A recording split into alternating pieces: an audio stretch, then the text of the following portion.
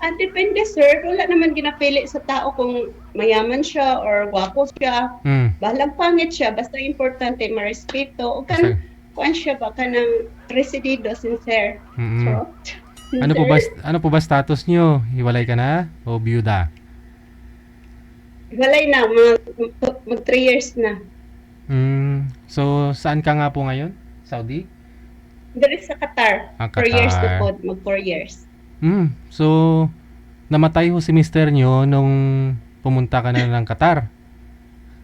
Wala namatay, sir. Buhi pa siya. Ah, Nagbulag lang jud me as in. bulag lang. Yes. Naghiwalay lang. Okay, sige. Ilan po anak ninyo? Tatlo, sir. 25 years old ang panganay.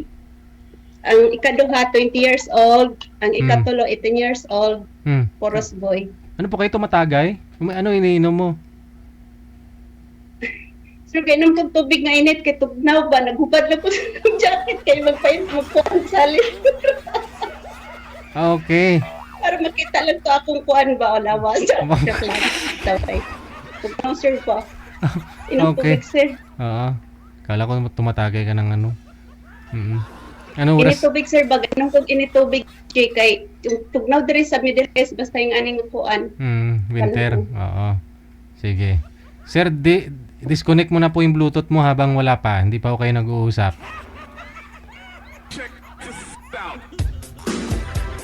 Saglit lang ha. Saglit lang po. Saglit lang. Manager, na i-test mo po ba yung signal, yung audio ni Boy? Wala ko siyang audio oh. Andiyan na ho si Boy, no? Si Rinan. Madilim po kayo, Rinan. Humanap po kayo ng ilaw. No? Lumipat po kayo ng pwesto na mayroon pong ilaw.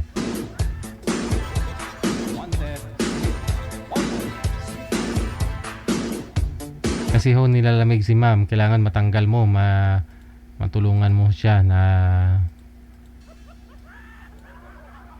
matanggal yung mga lamig-lamig. No? Saan po kayo ngayon, sir? Saang lugar? Province? Bansa?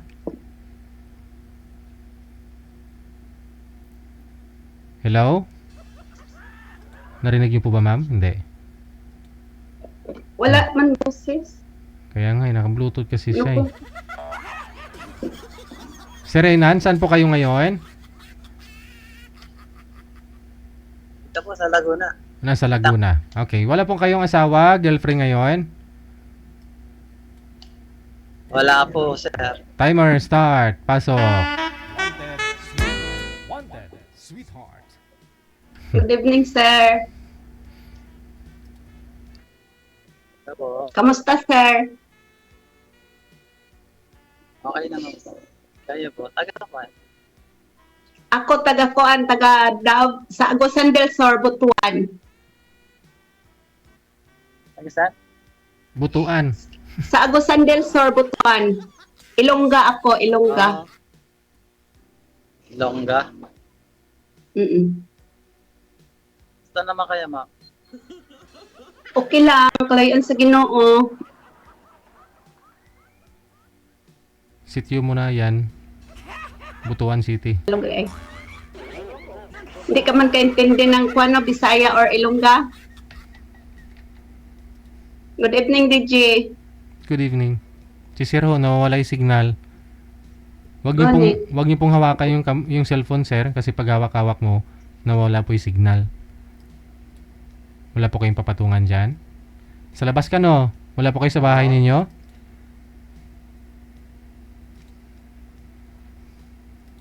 Yes, sir. Ito lang tapat. Oo. Panay suklay. Saan ka, ma'am, ngayon? Ano, sir?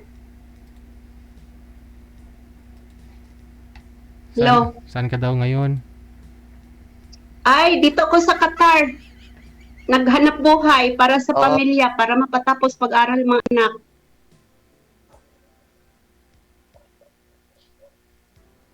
Bakit ikaw, sir? Anong trabaho mo ngayon? May hindi ako, sir. Ma'am, food cart na shawarma. Ah. Gusto na to. Tapos, Hiwalay ka sa asawa mo din, sir? 4 years na, ma'am. Oh. Ganun ba? Ah. Bakit napatawa? Pila na imong edad, sir? Ilang taon ka na? 46. Ako 47. Mag-47 ako sa January 27. Mm. Ako mag-48, January din, January 9. Charot. Uh, Bitaw, tinod mo siya. So, pila imong anak? 5. Oh my, daghan na, oy! Lord, 5. Dagko na? Malaki na sila. Malaki na naman siya. Bata pa nung Panganay mo? Bata pa nung kumire. Panganay mo ilang taon? 22.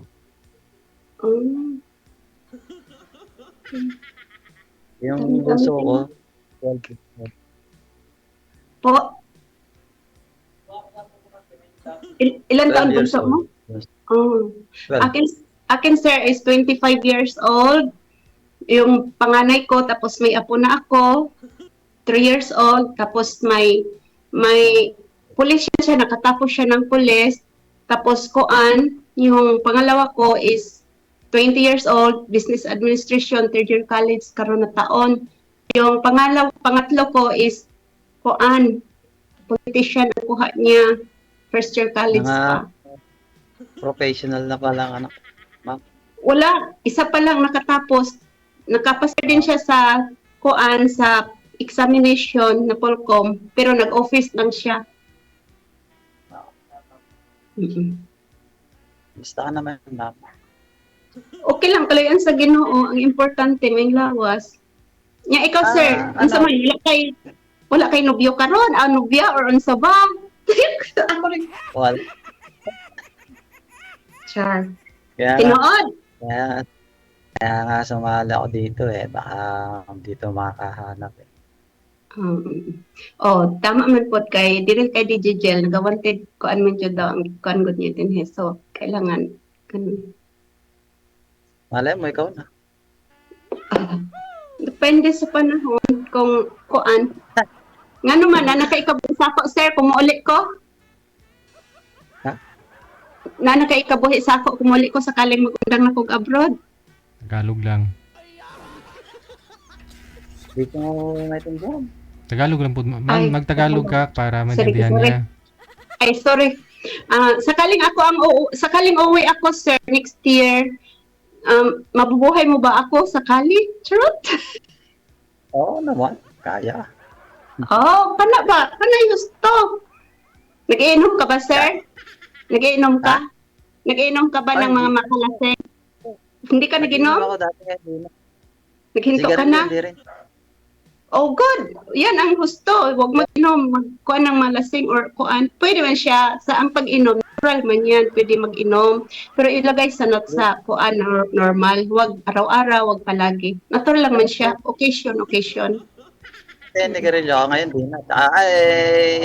Dati nag-inom ako. Pero hindi na. Tsaka, Di ba? Yossi. Hindi talaga ako natuto nag-Yossi. Sa pool, binata daw nagsinigiril. Hanggang ngayon. Mabuti kung ganun. Okay. Mabuti ang ganyan, sir. Kasi, ang importante kasi sa atin, yung walang bisyo na kuan ba. Kung mayroon man yung inom, natural lang siya. Pero occasion, para sa akin, ako isa bilang babae, hindi man ako magbawal sa isang lalaki or mag-asawa ko or maging kami na mag-inom siya. Sa occasion lang. Pero pag anong kuan, sundin ako, advice ko, sundin ako. Huwag yung patigasan tayong dalaw, patigasan ito ng ganyan. Kailan uwi mo? Nga po, Kailan ang uwi mo? sa kuan pa, 2027. Malayo pa, sir. Kaya mo? Charot. Oo. Oh. Kayanin.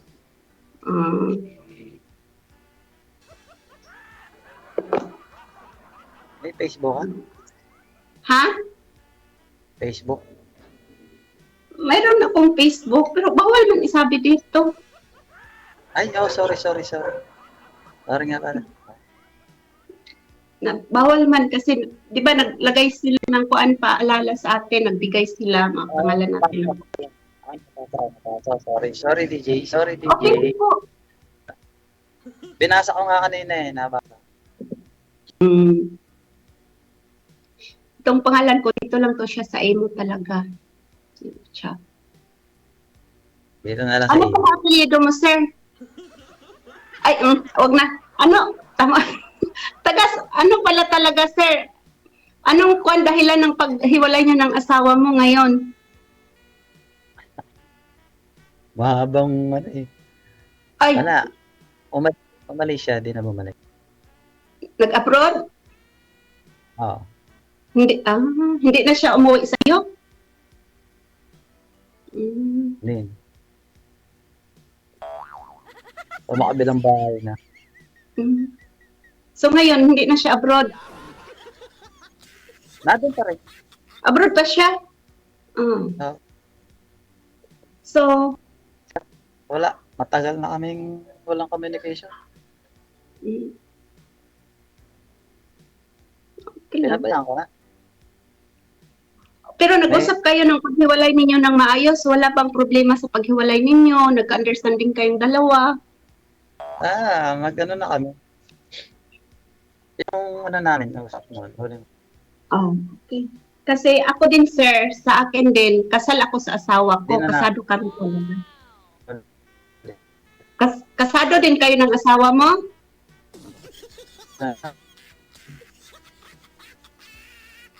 Kasado din kayo ng asawa mo, sir? Hindi. Hindi? Oo.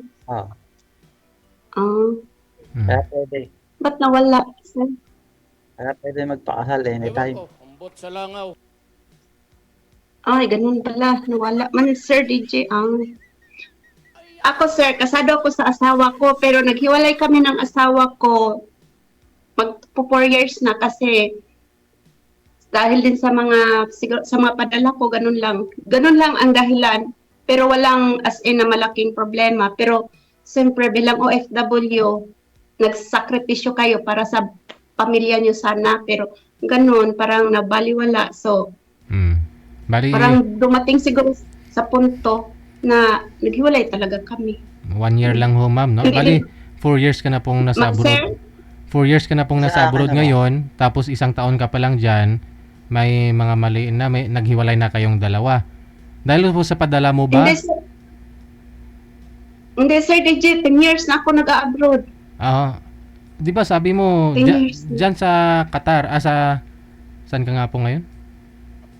Qatar. Okay. Bali 4 years ka pa lang dyan, di ba? Sabi niyo po kanina. Tapos 3 taon pa lang ho kayo naghiwalay.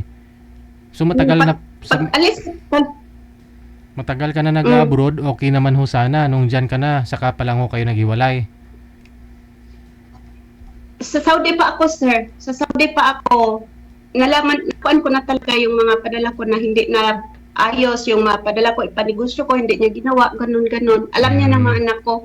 Sa mga bata, sa gasto, walang problema kasi natural gasto sa natin mag-ina, mag-asawa. Plano natin yan para makatapos lang, walang problema.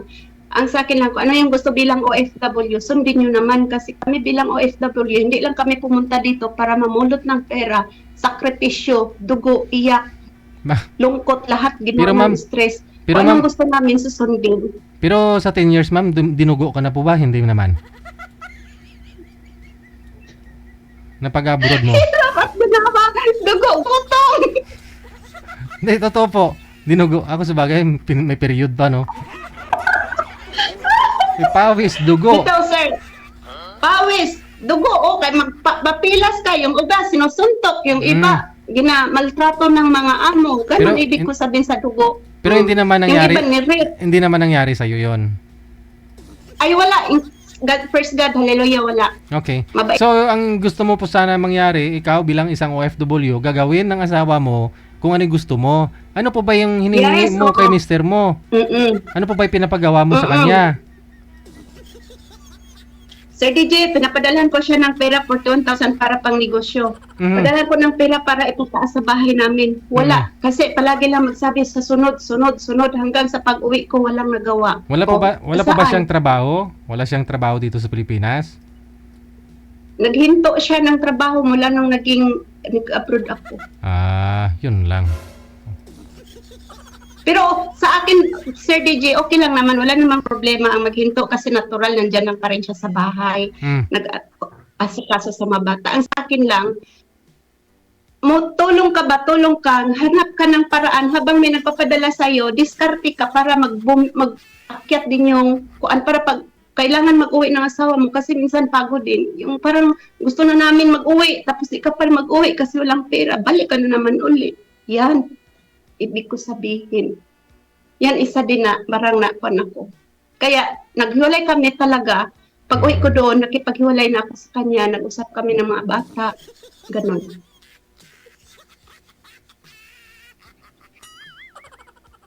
Okay. Ganon. Gana.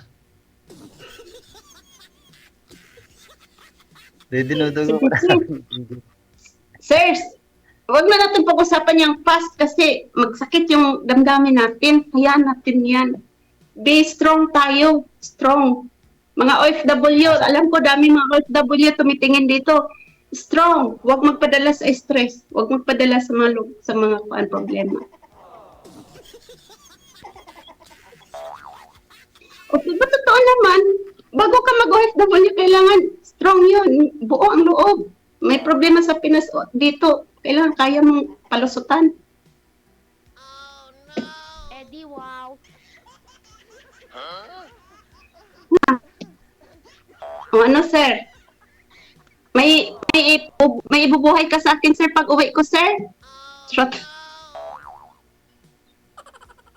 Ano ba?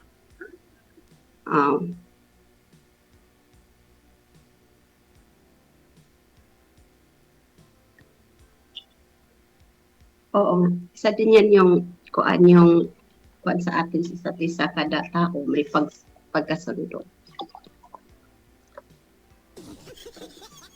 Pag hindi ka kakaunawaan, bakit hindi ka kaya yan? Ito man yun. Yes, mo yan. Tubig lang yun tubig lang. Mainit kasi dito, malamig kasi dito. So palagi ako may tubig, nilagay na init tubig.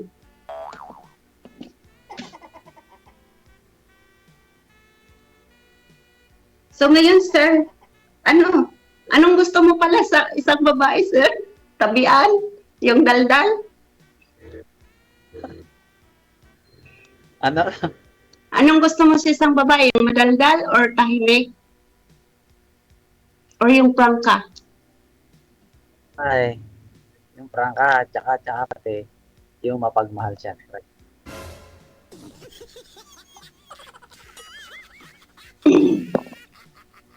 Kaya mapagmahal gusto mo, kaya iniwan ka ng asawa mo kasi mapagmahal. Wag yang pagmahal, sir. Hindi importante yung pagmamahal. Ang importante yung may pera at may ipapakain ka sa pamilya mo na ngayon. Ang pagmamahal, matutunan lang yung pagdating sa panahon. Sir? Oo. Ganun ba? Siyempre, O, di ba, kasama sir? yung Totoo? Sir DJ, tama ba? para Pera talaga, no? Ah, Mm, sa panahon kasi ngayon. hindi mo masabing mahal mo kasama siya. yung pera. Kung mahal Para ka, tumagal. hindi mo masabing mahal ka kung nagugutom ka niya, no? Pinapagutuman. Oo. Kung wala kang pera ipakain sa pamilya mo at ibigay sa asawa mo, luho ng pamilya mo. So, example, maghingi asawa mo, love, magbili tayo ng damit, may gusto ako doon, simba ko, tapos wala kang ibigay. Hmm. Oh, okay lang kung marunong mag-discarte yung asawa mo, magmanikir or ano, pero kung hindi, iwan ka na naman ulit.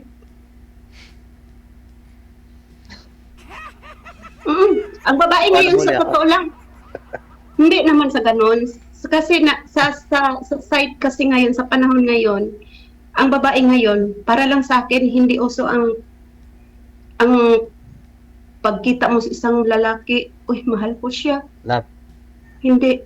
kailangan i-process nyo pa yun sa isa't isa. Kung mamahal mo siya at sa hindi, at kung sa araw-araw niyong usap kung na pamahal siya sa iyo, so matutunan mo lang yan siya. Tapos, ang importante na pagdating sa panahon, mayroon tayong makikita na diskarte kasi kung wala tayong kainin, wala tayong bahay, sarili mo ba yung bahay mo dyan sa Manila, sir? Nag-aarkila ka? Laguna, sa Laguna. Sarili. Oh, buti. Hindi. Kasi sa panahon ngayon, gaya dyan sa Manila ha, sa isip ko lang nakikita ko kasi Mindanao ako eh. Dami talagang nag-arkila. Sobrang mahal pala dyan. Nga, plus arkila mo pa, paano na lang yung kakainin, bigay mo sa pamilya mo kung mag-arkila ka pa. Kahit maliit, basta sarili. Sa'yo? Sarili mo ang bahay? Sarili mo talaga ang bahay? Rin, Di mabuti. Good job sa'yo. Dito ka titira. Sige. Pag-uwi mo. Basta wag mag-arkila. Ayaw ko yung mag-arkila kasi hirap din yung mag-arkila ba. Sa totoo lang, mahal talaga din sa Manila. Okay lang doon sa amin. Medyo brato lang. Mura. Mahal talaga. Mahirap pa tayo pag-market. Oo. Totoo man yan. Tapos, sa panahon ngayon, ako, wala ng pera dyan. Kasi ubos na ng kontrakt. buhaya. Ang Corruption. daming buhaya dyan. Ubos na. Sa amin, sir, ang buhaya doon sa amin, yung pinakamalaki, yung silulong. Pinakamalaking buhaya yun, di ba? Hmm. Yung silulong buhaya. Pero namatay na yun. Pero ngayon, may buhaya dyan sa Manila, dyan sa inyo. Sobrang dami talaga. Naglalakad. Tao naman ang buhay dito. Kaya, mabuti yan sa'yo. Mabuti yan sa'yo. May sarili kang bahay. Hindi mahal yung arkila. Yan, patuloy mo yan. Mag-diskarte para sa pamilya.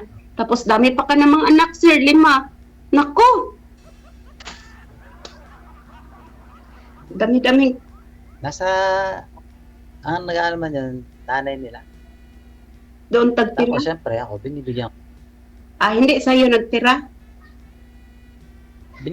ko din sila syempre. Mm. Yung bunso Oo, ko. natural. Natural yan. Magbigay ka talaga bilang ama, ina. Magbigay talaga yan sa kahit sino na mga anak. Kung naghiwalay kayo, obligasyon nyo talaga kahit hindi kayo kasal ng asawa mo, bilang asawa, obligasyon mo talaga magbigay ng pera sa pamilya mo, anak. Kaya tama yung ginagawa mo. Kaya patuloy mo yung kabutihan mo, sir. Lalo na hindi ka nagiinom. Wala kang sigarilyo. O, good job na yan. Buti na yung ganun. Ganyan kasi ang mahahanapin ng mga babae. Ganyan ang taong hindi nagbisyo, hindi nanigarilyo, hindi nag-iinom. Pero para naman sa akin, okay lang mag-inom. Occasion lang. Pero ayaw ko din sa sigarilyo. Never ako nanigarilyo. Tapos, yung binata ko.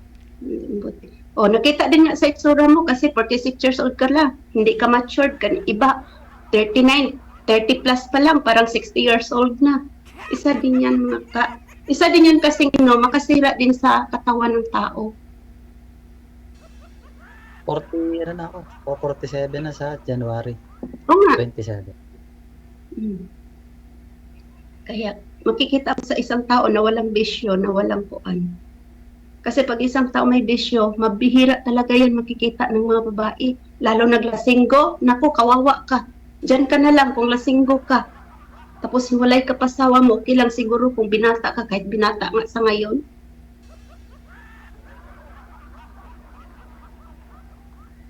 So sir, Tanungin mo si sir kung gusto ka niya, ma'am. Wala kang work.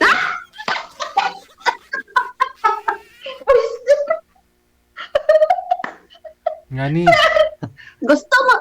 gusto mo daw kuno ako, sabi ni Sir DJ. Oh, Joke lang yan, sir, ha? Nagsunod lang ako, alam ko man joke lang yun, pero joke lang. Patawa lang tayo dito ba? hindi. Oh, ito naman. yun na po kasi signal niya eh. Kasi marami na kasing sinasabi si ma'am. So baka mamaya hindi rin siya type ni sir. So sayang lang din, di ba? Gaya sa akin, may asawa, may hiwalay, may anak 3, Hmm. matanda na. Hindi nga importante yung nagkaasawa at saka nagkaanak. Ang importante, kakaunawaan. Mm-mm. Tama din. Oo nga, sir, no? Tama yan.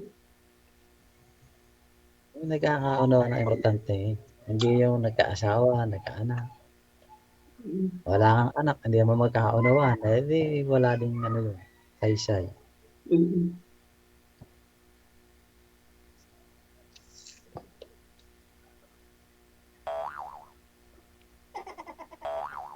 Hello? Sir DJ, Merry Christmas! Merry Christmas. So sana maging Merry Christmas ninyo, no? Connected na po kayo dito. Ipagpatuloy po ninyo ang pag-uusap ninyo. O, sige. Okay. Thank you, thank you. DJ, ha? Salamat. Salamat. Bye. O, sige, bye-bye. Thank you, sir. Thank you kaayo sa Oo nga naman, kasi siyempre, yun po yung yung standard niya, sinasabi niya kasi kanina. Ayaw niya lang may bisyong lalaki. Okay lang, occasionally, no, yung lalaki umiinom, ganun. Marami siyang sinabi, di ba? Pero gusto ko po kasi malaman, kasi si Sir hindi masyadong nagsasalita. Tanungin niya si Sir kung gusto siya. Baka mamaya hindi rin gusto.